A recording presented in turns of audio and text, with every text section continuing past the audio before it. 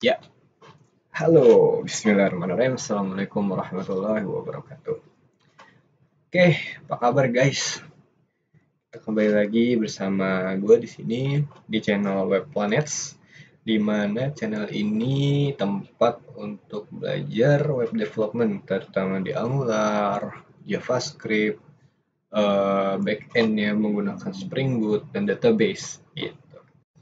Eh, Pertama-tama gue minta maaf banget, udah lama banget nggak upload video lagi karena beberapa waktu ke belakang full ada banyak tugas dari kantor jadi nggak punya waktu luang untuk rekaman video.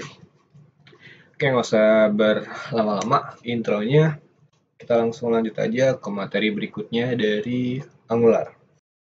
Nah, di video terakhir itu kita udah membahas terkait materi terakhir di fundamental topik Angular. Nah, biar lebih jelasnya kita lihat ke Angular Learning Pad-nya.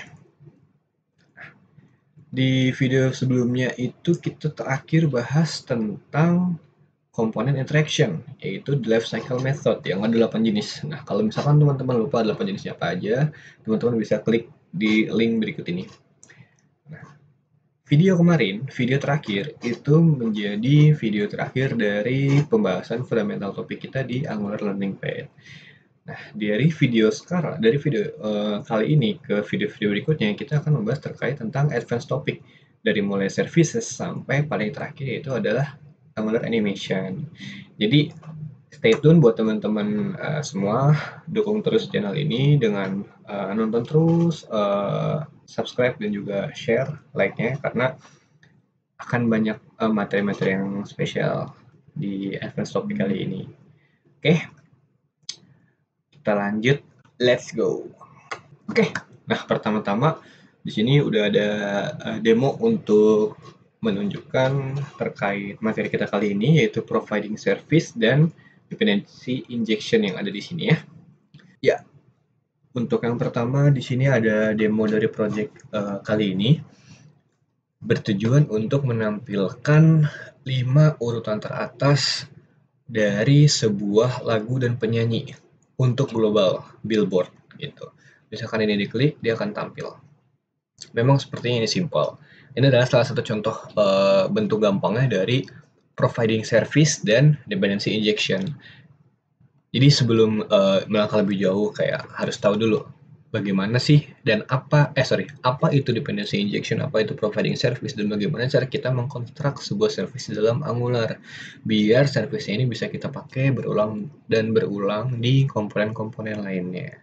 Gitu guys. Nah, di sini nantinya kita akan menggunakan repository baru khusus untuk advanced topic, di mana masing-masing materi akan gue bikin branch-nya terpisah seperti itu. Oke, tapi sebelum kita loading, kita bahas dulu materinya sedikit demi sedikit.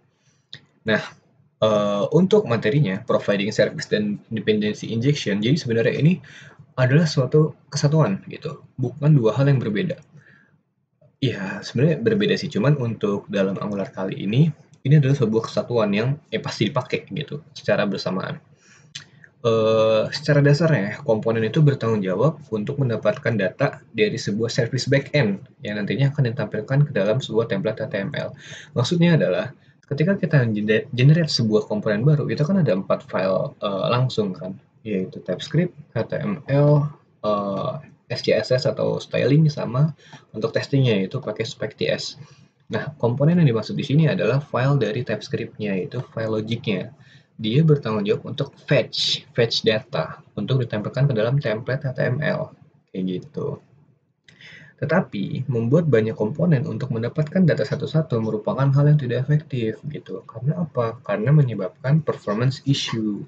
Bisa menyebabkan, apalagi ini Angular ya, front end. Dia itu client base gitu. Dia bisa menyebabkan kalau misalkan data banyak yang ditarik jadi down atau jadi lama, tergantung kecepatan internet dari masing-masing user gitu. Bahkan bisa membuat sebuah kelas komponen menjadi complicated, jadi susah untuk dibaca.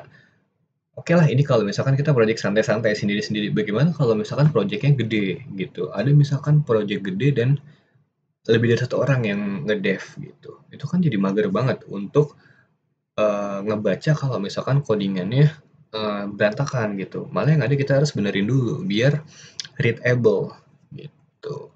Salah satu upaya untuk mengatasi hal ini adalah dengan menggunakan external service. Selain membantu dalam hal efektivitas, hal ini juga membantu kita dalam enkapsulasi data dan maintain source codes. Nah, maintain source code ini yang tadi gue jelasin di atas ya. Kalau misalkan dia complicated, susah untuk nge-maintainnya karena kita harus baca berulang dulu. Malah yang ada waktu kita habis untuk membaca dan nge-refactor gitu. Nah, ini penjelasan dari providing service. Dependency injection-nya itu bermaksud seperti misalkan ada sebuah service untuk fetch data. Service ini mau dimasukkan ke dalam komponen. Nah, itu adalah pengertian dasar dari dependency injection. Seperti gambar yang ada di sini nih, lumayan cukup jelas. Logik dari sebuah service agak sedikit berbeda nih. Nah, di dalam Angular, sebuah service ini terinterpretasi dengan sebuah injectable class. Ciri-cirinya apa? Ciri-cirinya dia punya dekorator injectable. Kalau misalkan komponen biasa, ciri-cirinya apa? Dia punya direct dekorator komponen. Gitu. Yang menariknya adalah sebuah dependensi tidak harus selalu sebuah service. Bisa juga sebuah function ataupun value yang dipakai lebih dari satu buah komponen. Contoh misalnya gimana? Contoh misalkan ada 3 komponen. 3 komponen ini ada redundansi codingan. Misalkan get data from backend misalnya kayak gitu. Nah, 3 data ini tuh redundant. Dia terus mengulang dipanggil di sini, dipanggil di sini, dipanggil di sini. Daripada kayak begitu, lebih baik kita buat sebuah service gitu yang isinya itu adalah value dari function ketiga ini. Nah, nantinya si service ini kita konstruk ke dalam 3 buah komponen itu. Kita dependency injection. Jadi dalam komponen-komponen ini hanya memanggil service-nya gitu dan memanggil function dari service yang ada di sini. Itu lebih baik dan lebih efektif ketimbang kita panggil datanya satu-satu. Sorry, kita ambil datanya satu persatu di dalam 3 buah komponen berbeda. Seperti itu. Nah, bentukannya kayak gini. Dependency injection. Misalkan kita punya service-service banyak nih, service-service ini dimasukkan ke dalam sebuah komponen. Nah, kita harus declare dia di dalam sebuah konstruktor. Dan kita menggunakan private gitu karena hanya sebuah komponen itu sajalah yang bisa mengakses sebuah service yang kita inject. Komponen lain nggak bisa. Komponen lain kalau mau pakai injeksi lagi gitu. Cara menggunakan ini adalah dengan mendaftarkannya ke dalam sebuah konstruktor dari sebuah komponen yang sedang kita buat. Udah, materinya gitu doang, simple. Oke, jadi kita langsung aja buat repository, buat project yang baru. Oke, buat teman-teman di sini bisa bikin project dulu, repository yang baru dulu. Di sini gue bikin repository baru dengan nama foldernya adalah Angular Tutorial. Di sini masih di branch master. Rencananya branch master ini yang tidak akan gue otak-atik. Di sini akan gue buat sebuah branch yang spesifik gitu.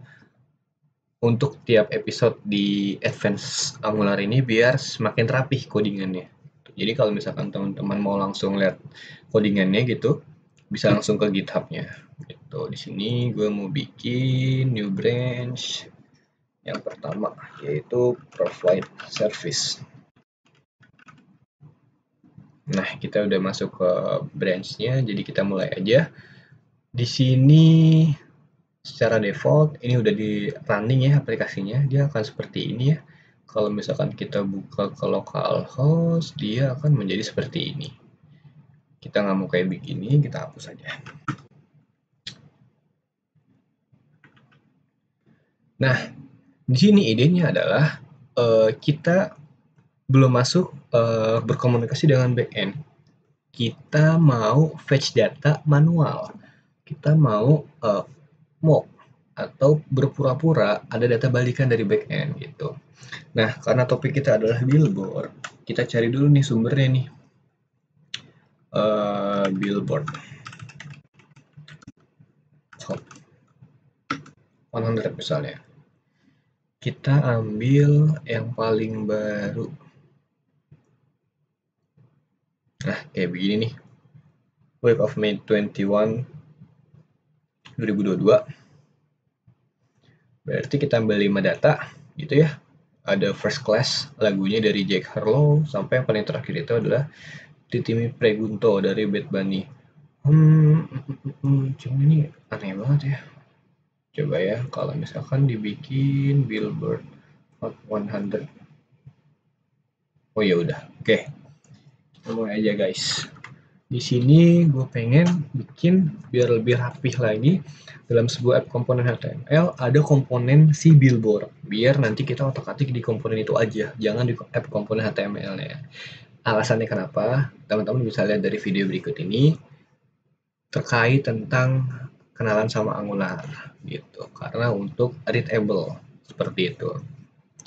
Jadi di sini langkah pertamanya kita mau buat komponen baru nih guys. Langsung aja kita ng generate komponen, namanya kita kasih Billboard. Gitu. Would you like? Yes. Oke.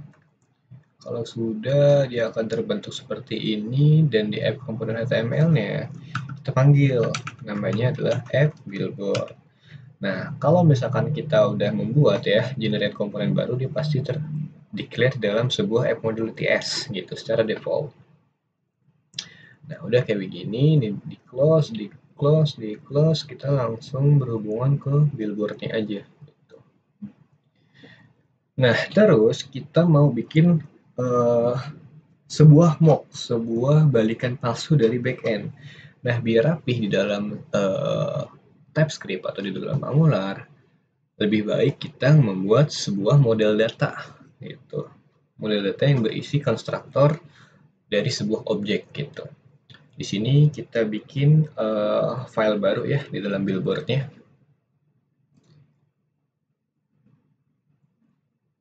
New file, let's say namanya adalah billboard.ts. Yap. Kita di sini export class Billboard. Nah, di sini komponen-komponennya apa aja yang mau dipanggil? Yang pertama di sini adalah rankingnya. Terus di sini ada lagunya sama ada penyanyinya.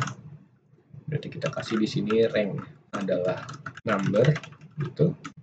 Terus ada essay singernya, string, dan ada yang terakhir adalah song, string juga. Lalu kita construct nih. Kita construct di sini adalah rank, bentuknya number, terus singer bentuknya string, sama song bentuknya adalah string juga. Masing-masingnya adalah refer ke sini. This rank adalah rank, this singer adalah singer, sama this song adalah song. Begini aja, ini kita face no trailing. Oke, jadi ini adalah model data sederhana dari balikan palsu yang mau kita buat. Nah, si Billboard ini kita construct ke dalam Billboard komponen TS. Kenapa? Karena kita mau membuat sebuah tipe data baru. Kita membuat sebuah variabel yang tipe datanya adalah refer ke dalam model data ini. Nah, caranya gimana? Kita buat di sini misalkan, let's say Billboard data adalah variabelnya. Ini kita refer ke dalam billboard.ts, yang mana bentukannya adalah array. Gitu. Nah, di sini is missing, dibiarin aja. Terus, abis itu ng on init, ketika komponen ini sudah terinisiasi, kita mau langsung manggil nih misalnya. Tapi nggak usah lah, kita triggernya pakai button aja ya. Jadi misalkan diklik dulu buttonnya, baru tampil. On button klik. Jangan. Show billboard. Nah, di sini function show billboard ini adalah untuk memanggil si billboardnya, bukan memanggil, menampilkan. Berarti kita isi billboard datanya adalah list dari new billboard rank pertama. Di sini lagunya adalah First Class.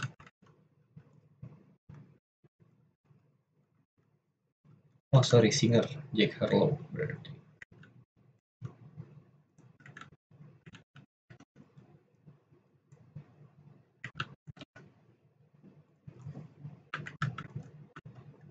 Lagunya adalah First Class.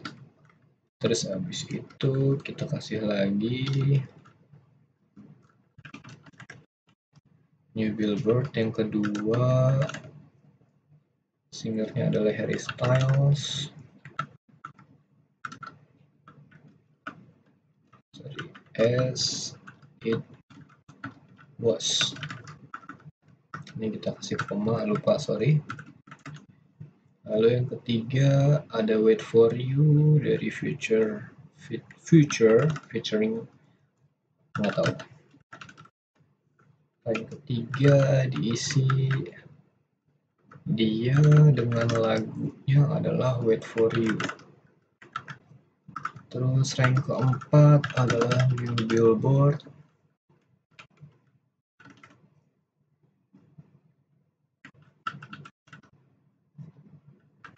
Singernya Bad Bunny. Songnya adalah Moscow New. Lalu yang terakhir New Billboard rank 5, dia masih sama, Bad Bunny, dengan lagunya adalah Titime Pregunto. Nah mantap, seperti ini guys. Nah gini. Terus di sini karena dia belum ngapa-ngapain, jadi dia masih merah, tapi nggak masalah. Itu cuma warning aja. Nanti kita panggil show billboard ini ke dalam sebuah event emitter on click di dalam billboard komponen HTML-nya. Nah, di sini let's say kita kasih H2. Welcome to our billboard. Kita kasih di sini button show me top 5 dengan event emitter klik di sini show billboard. Nah, kalau begini harusnya dia udah nggak merah.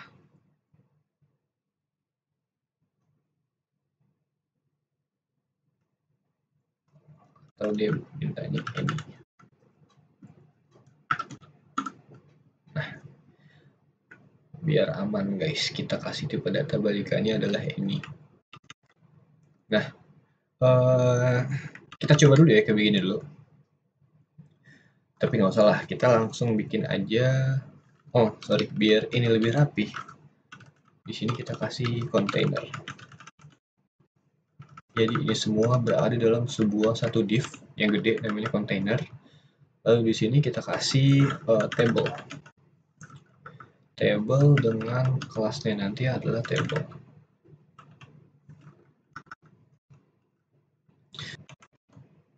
Table row kita kasih TK. Sorry guys.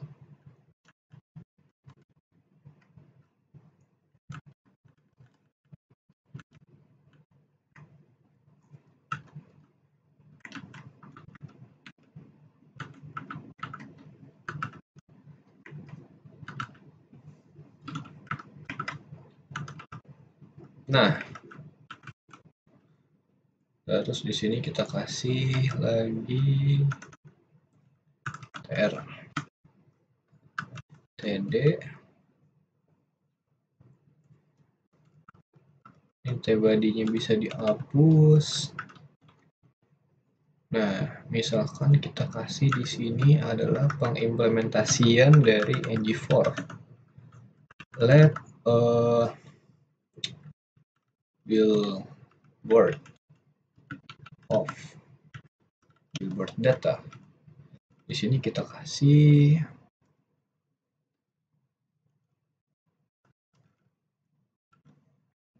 billboard dot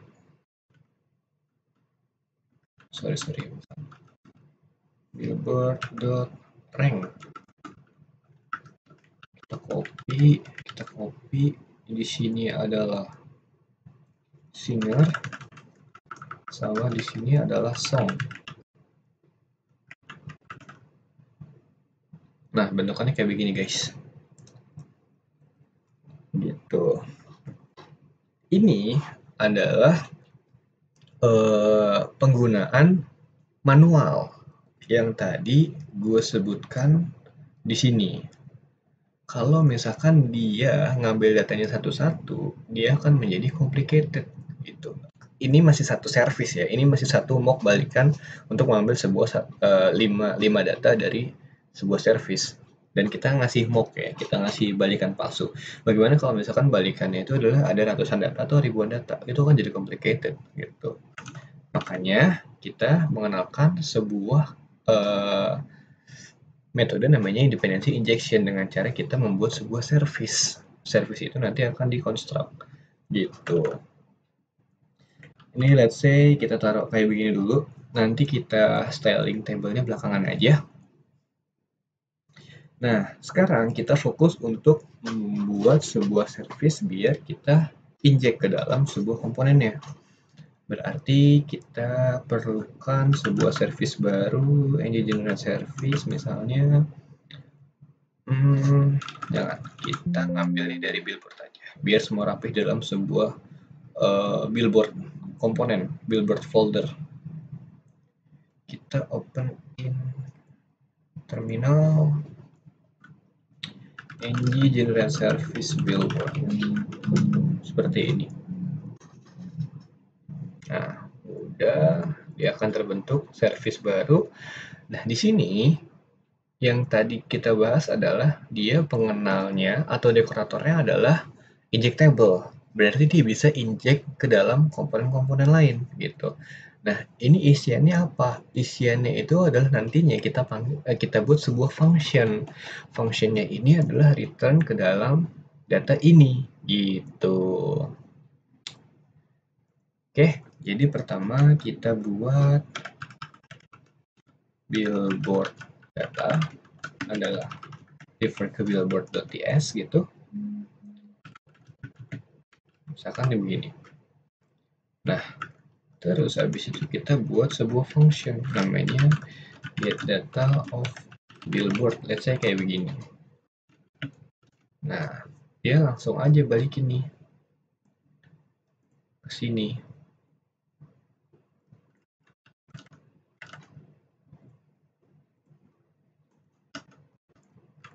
Return. Nah, gini aja. Berarti kita nggak perlu data ini.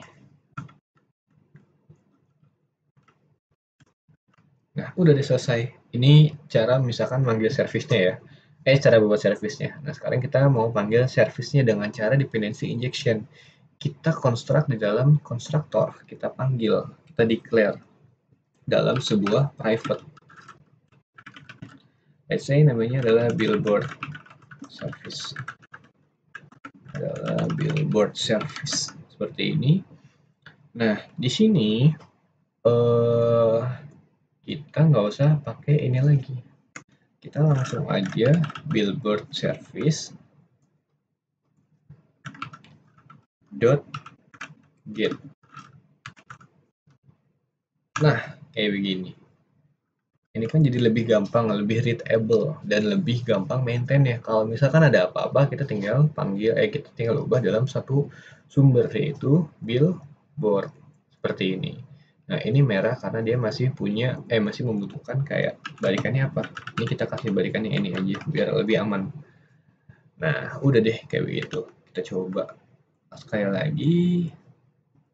Nah, dia akan tetap sama seperti ini. gitu. Oke. Oke. Nah, eh langkah terakhir nih sekarang kita tinggal styling tabelnya aja biar ini terlihat lebih rapi. Ini biar gampang dan cepet ya.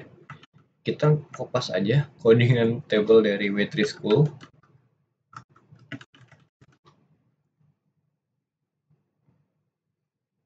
Table, try it yourself.